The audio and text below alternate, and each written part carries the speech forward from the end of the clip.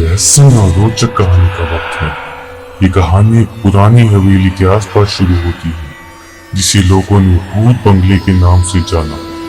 इस हवेली में कुछ अजीब घटनाएं घटित होने लगती हैं। एक आदमी राज एक दिन इस हवेली के आसपास जा रहा था, जब उसे एक अजीब सी आवाज सुनाई दी।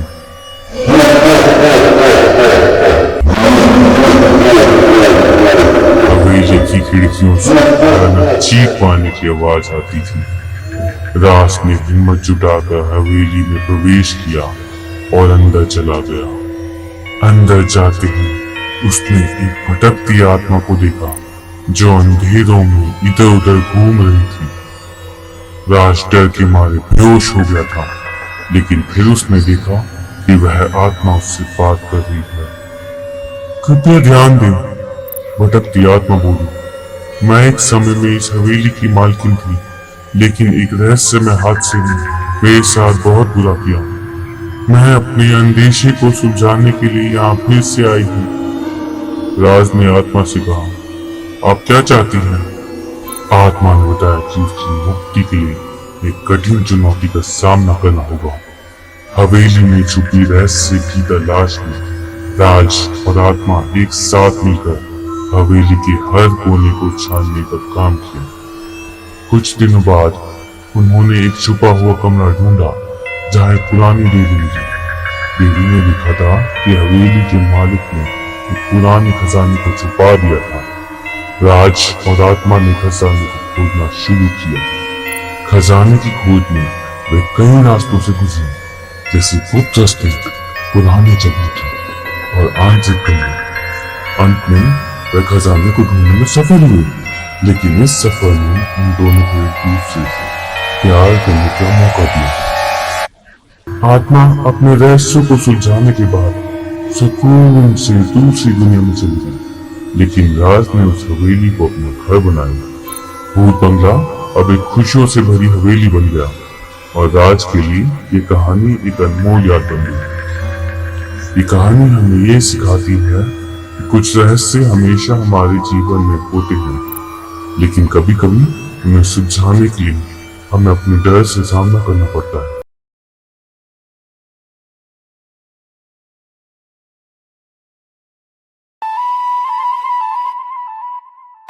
प्राचीन समय में जब असुर, देवता, गंधर्व, किन्नर और मनुष्य रहते थे, तब सुंदर औरतों का एक समूह था, जिन्हें देवताओं ने भेजा था ऋषियों की तपस्या भंग करने के लिए। ऋषियों द्वारा श्रापित होने के कारण उनके रगों में विष दौड़ने लगा। जिनको भी वो स्पर्श करती, उनकी विष के कारण मृत्यु हो जाती। इस वजह से लोग उन्हें विष कन्या बोलने लगे और एक त्रिशूल सेना नामक समूह बनाया, जिनका इकलौता मकसद था विष कन्याओं का अंत करना। उसके बाद बची हुई विष कन्याएं ऋषियों के पास जाके क्षमा मांगती है। ऋषि बताते हैं कि सिर्फ सच्चा प्रेम ही उन्हें श्राप मुक्त कर सकता है।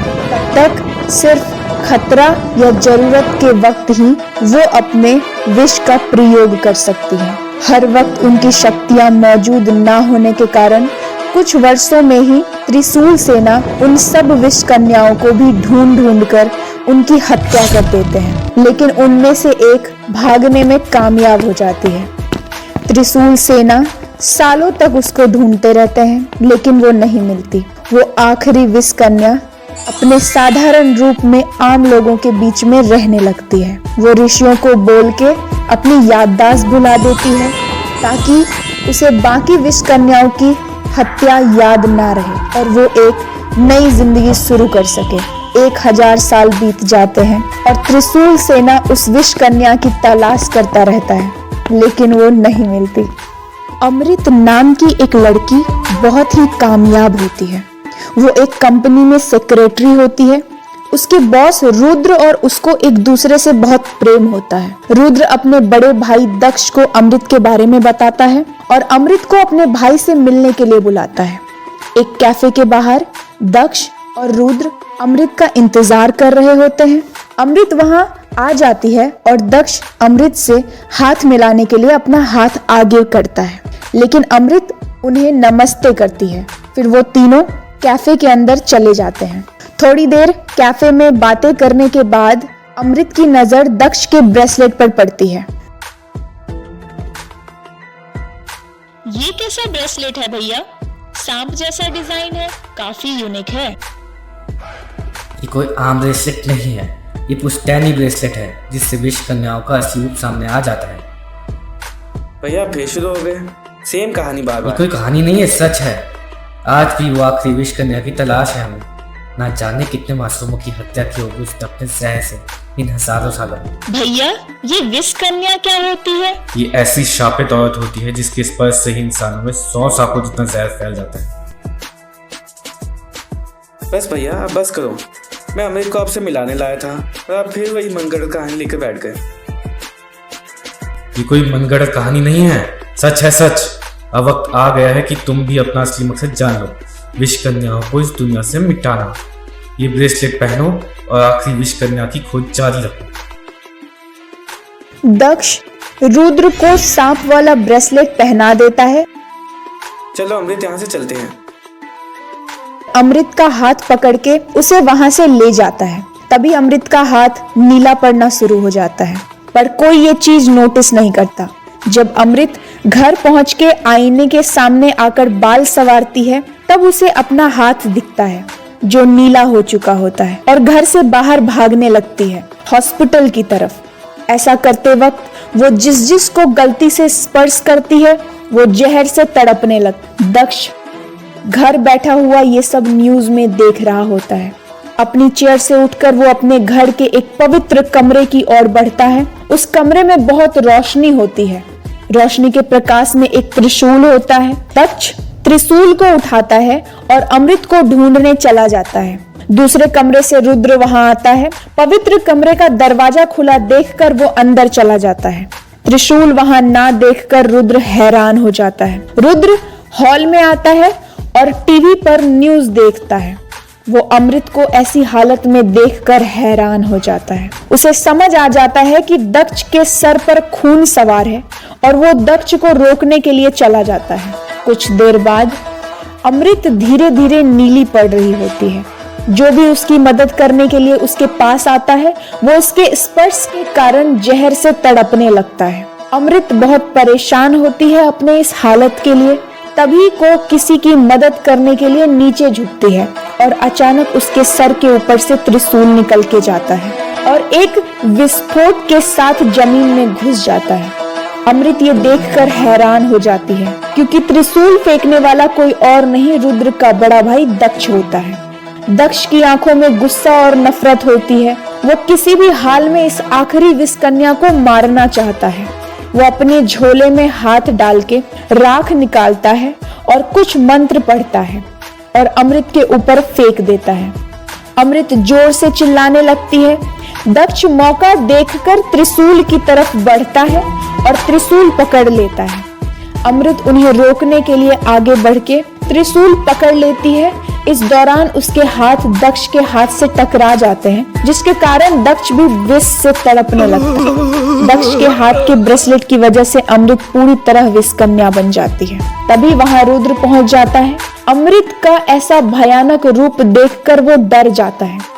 तभी उसकी नजर जमीन पर पड़े उसके बड़े भाई दक्ष पर पड़ती है। वो उन्हें जहर से तड़पता देख परेशान हो जाता है। तभी त्रिशूल उठाता हुआ उसके पास आ जाता है। रुद्र त्रिशूल को हाथ में पकड़ते ही बदल जाता है और ताकतवर हो जाता है। वो भागता हुआ अमृत की तरफ बढ़ता है और त्रिशूल से मारने के लिए आगे बढ़ता है। ये देखकर अमृत की आंखें नम हो जाती है और वो दोनों बाहों को फैला के मरने के लिए तैयार हो जाती है। रुद्र त्रिशूल से अमृत को मारने ही वाला होता है। तभी वह उसकी आंखों में आंसू देखकर रुक जाता है। वो त्रिशूल को जमीन में गाड़ देता है और अमृत को गले से लगा लेता है।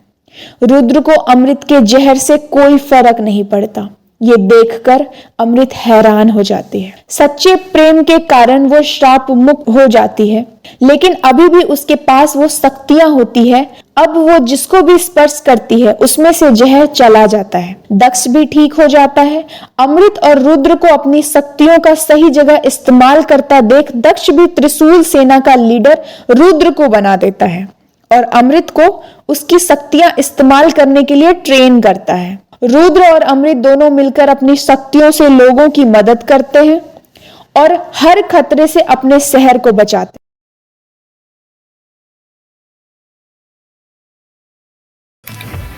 ये कहानी एक बहुत बड़े गुंडे की है जिसका नाम विक्रम राठौर होता है, जिसे अंडरवर्ल्ड की दुनिया में बंदूक बादशाह के नाम से भी जाना जाता है, जिसका काम पैसों के बदले लोगों की हत्या करना होता है।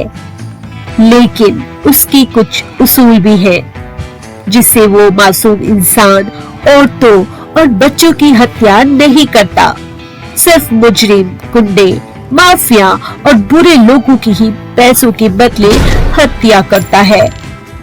33 साल की उम्र में वो इस काम से रिटायर हो जाता है और एक छोटी सी घर में जाकर रहने लगता है।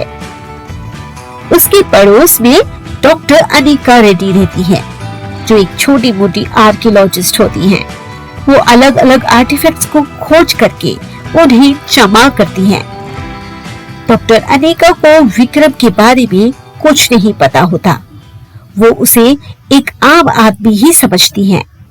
एक दिन विक्रम को रात के 2:30 बजे डॉक्टर अनिका के चिल्लाने की आवाज आती है। वो अपने बेड से उठ जाता है और अपनी गन निकाल के दरवाजे की तरफ करता है। उसके बाद वो दरवाजा खोल के डॉक्टर अनिका के घर की तरफ बढ़ता है। उनके दरवाजे के नीचे से कुछ रोशनी दिखाई देती है। दरवाजा ना खुलने पर विक्रम उसे तोड़ देता है और अंदर चला जाता है। अंदर जाते ही विक्रम हैरान हो जाता है, क्योंकि अंदर बहुत बड़ा हॉल और बहुत सारे कमरे होते हैं। उसे समझ नहीं आता, जो घर बाहर से छोटा सा है वो अंदर से इतना बड़ा कैसे हो सकता है। विक्रम आगे बढ़ने लगता है, तभी टूटा हुआ दरवाजा जुड़ के बंद हो जाता है। विक्रम दरवाजे को खोलने जाता है, पर उसे डॉक्टर अनिका की चीख सुनाई देती है और वो उनकी आवाज की तरफ चला जाता है। अब विक्रम जो देखता है उसे देखकर वो हैरान हो जाता है। डॉक्टर अनिका एक मैजिक सील के बीच में बैठी होती है, जिसके आसपास कुछ काली शक्तियां घूम रही होती हैं। डॉक्टर अनिका की नजर विक्रम पर पड़ती है। मेरी मदद करो, मैं ज्यादा देर इनको रोक नहीं पाऊंगी। विक्रम अपनी गन निकाल के काली शक्तियों पर फायर करता है, लेकिन उन्हें कुछ नहीं होता। इससे कुछ नहीं होगा, अपनी बंदूक को उस मटके की रेत में डालो और फिर फायर करो। विक्रम वो ही करता है। उसके फायर करते ही अंधेरी शक्तियां गायब हो जाती हैं। डॉक्टर अनिका मैजिक सील से बाहर आती हैं। तुम्हारे हाथों में गन? मैं एक असैसिन था, पर अब मैंने वो काम छोड़ दिया है, लेकिन गन अभी भी सेफ्टी के लिए रखता हूँ। लेकिन तुम, क्या तुम एक जादूगरनी हो? मैं कोई जादूगरनी नहीं हूँ और न ही कोई मशहूर आर्कियोलॉजिस्ट, लेकिन माया नाम की एक जादूगरनी के साथ कुछ टाइम पाताल में रही थी, इसलिए थोड़ा बहुत इन जादुई आर्टिफैक्ट्स को इस्तेमाल करना जानती हूँ। पाताल? पाताल सच में होता है? हाँ, पाताल सच में होता है। जहाँ मैं गई थी कुछ आर्टिफैक्ट्स जमा करने, मैं कुछ ऐसे आर्टिफैक्ट्स को जमा करती हूँ जो दुनिया के सामने नहीं आने चाहिए। ऐसा क्या है इन आर्टिफैक्ट्स में? ये जादुई आर्टिफैक्ट्स हैं। ये दुनिया के सामने आए तो इनका गलत इस्तेमाल हो सकता है, इसलिए मैं इन्हें इस जादुई डायमेंशन में सुरक्षित रखती हूँ, जो बाहर से देखने में एक छोटा सा घर लगता है। लेकिन कुछ दिनों पहले मैं एक डॉल लाई थी। अमावस की रात को उस डॉल में जान आ जाती है और वो अंधेरी शक्तियों का इस्तेमाल करती है। उसे रोकने का एक ही तरीका है, ये तावीज उसे पहनाना। विक्रम अपने हाथों में तावीज को पकड़ता है और डॉक्टर अनिका के साथ उस डॉल की तलाश करता है। एक अंधेरे कमरे में डॉल की आंखें दिखती हैं विक्रम गन निकाल के डॉल को शूट करने ही वाला होता है, तभी वो डॉल अपनी हाथ हिलाती है और विक्रम दीवार से जाके टकराता है। डॉक्टर अनिका दीवार पर लटके एक खंजर की ओर इशारा करती है। विक्रम खंजर को उठाकर डॉल पर फेंकता है। खंजर सीधा डॉल के सर में जाके लगती है। डॉल की चीखने की आवाज आती है और उसके सर से खून बहने शुरू हो जाता है। फिर भी डॉल उठ जाती है और विक्रम की ओर बढ़ती है। डॉक्टर अनिका डॉल का ध्यान अपनी ओर खींचने के लिए उसकी तरफ जादुई रस्सी फेंकती है, जिसे उसके हाथ बन जाते हैं। अब डॉल डॉक्टर अनिका की तरफ बढ़ती है। इसी मौके का फायदा उठा के विक्रम भागता हुआ जाता है और डॉल को वो तावीज पहना देता है। डॉल के सर का खून गायब हो जाता है और डॉल बेजान हो जाती है। उस जगह से अंधेरा गायब हो जाता है और उथल पुथल खत्म हो जाती है। विक्रम, अगर तुम ना होते तो वो डॉल मुझे मार ही देती। जब मैं असैसिन था तब बहुत चीजों का सामना किया, पर जादू वादू के बारे में कुछ नहीं पता। तो अब समय आ गया है विक्रम कि तुम जादू के बारे में जान लो, क्योंकि आज मुझे तो तुमने बचा लिया, लेकिन हर कोई इतना लकी नहीं होगा। विक्रम एक और गन निकालता है और उसे जादुई मटके की रेत में डालता है। मैंने पैसों के लिए लोगों को किया, लेकिन अब अच्छाई के लिए लोगों की रक्षा करूंगा।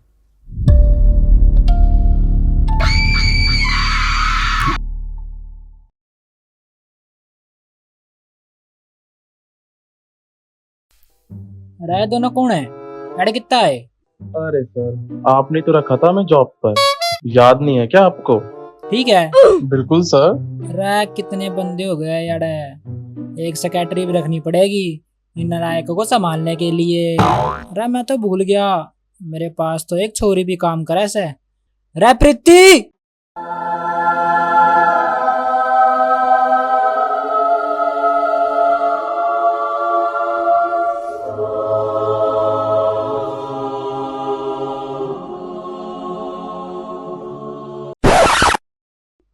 यार ये प्रीति कितनी प्रेटी है, हाय मैं मर जाऊं। अरे पीछे ना हो ले, ये कुछ हो गया से, कभी खूबसूरत छोरी ना देखी के। प्रीति प्रीति ना बोल मैंने, यो तो फॉर्मल नाम से मारा असली नाम तो प्रेम लता चौटाला से। आओ मैं इंट्रोड्यूस करवा देता हूँ, कुणाल से तो मिल ली होगी, यो से Deepak. Hello ma'am, nice to meet you. यू ही से वो अंग्रेज की औलाद? हाँ। और यू कौन से मासूम सा वाला? यो से अनुज। कितना टाइम हो गया इन्हें यारे काम करते हुए? मुझे कुछ दिन हो गए यहाँ, और ये दोनों आज ही आए हैं। तो बॉस जी अब बताओ मैंने क्या काम करना से? तू तो मेरी सेक्रेटरी से, अभी तो मेरे लिए बढ़िया सी चाय बना के लेकर आ। जी बॉस। 12 seconds later. ओए मौन लड़के, इधर आ। ये बॉस के लिए बढ़िया सी चाय बना के ला और मेरे लिए कॉफी ले आई हो। A few moments later. ये लीजिए बॉस, आपके लिए बढ़िया सी चाय, मैंने खुद अपने हाथों से बनाई से। चाय तो बढ़िया से, दिल खुश कर दिया तन्ने तो। धन्यवाद सर जी। यो केस है? ये हमारी कॉफी से। कॉफी का केक रहेगी, कैलोरीज बढ़ जाएगी थारी, मोटी हो जाओगी तू। ले अनुज तू पकड़, थारे लिए कॉफी। रब्बा चाय बहुत मस्त बनाई से तने छोरे। अब यो दीपक किस है? वो दीपक,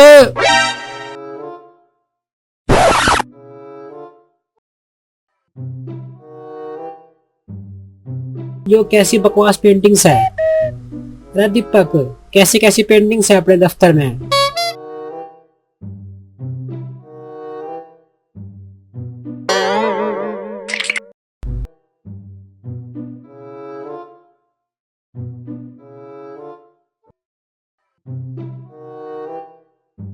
जी प्रीति, तू घनी कसुत्ती लागे से। के बोला? थारे घर में माँ बहन ना से? प्रीति आज तो कितनी प्रिटी लागे से। वो तो मैं हूँ ही, तने आज पता लगे से छोरे। हाय क्या आवाज है थारी। चल चल, ज्यादा हरियाणवी ना झाड़, थारे बस की ना से। थारे लिए तो सिक्की से छोरी, ओ गांव की गोरी। जे छोरा कति बावला हो रहा से। प्रमोशन तो मारा से। प्रमोशन तो मुझे ही मिलना है, इतनी मेहनत जो की है मैंने। राज शांत हो जाओ सबके सब। चुप छोरे, आज तो बिल्कुल ना बोलेगा। हाँ तो मैं कह रहा था कि जो सबसे ज्यादा सेल्स करेगा उसे ही वो खिताब मिलेगा। तो कौन कौन रेडी से? मैं तो पैदा से रेडी हूँ। I was born ready. भाई साहब की ट्रांसलेशन कर रहा से चश्मंडा। ये तो मेरा कॉपी कट बनने की कोशिश कर रहा है से। ये को बनेगा एम्प्लॉय ऑफ द मंथ। मैं कॉपीकैट नहीं हूँ और ना ही चश्मुंडा। जे छोरे, चश्मा तो पहनना से तने। मैं भी तैयार हूँ, आखिर मैं ही बनूंगी एम्प्लॉय ऑफ द मंथ। निशा, अनुज, कुणाल, तुम भी वॉलंटियर करो। ना मैं ना कर रही। क्यों, क्या दिक्कत है निशा? जब सबको पता ही है कि मैंने ही जीतना से, तो कोई पार्टिसिपेट नहीं करेगा।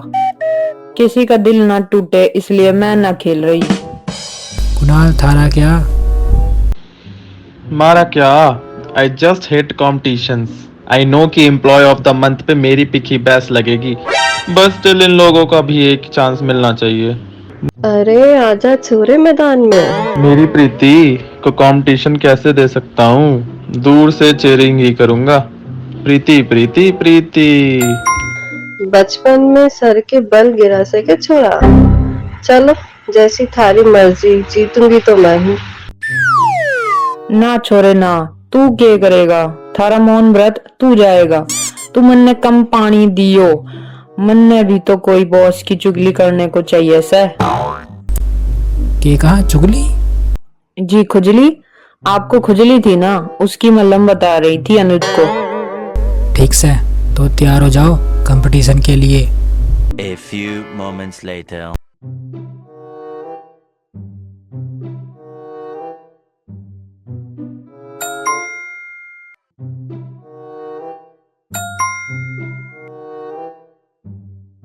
Twelve seconds later. तो बालको, रिजल्ट मेरे हाथ में है। तो प्रमोशन और एम्प्लॉय ऑफ द मंथ का जो हकदार है वो है दीपक। प्रीति ने कुणाल के हेल्प से और अनिल ने चीटिंग करी से, फिर भी दीपक ने तुम दोनों से ज्यादा सेल करी, इसलिए इस जीत का हकदार दीपक से है। Thank you sir, thank you very much.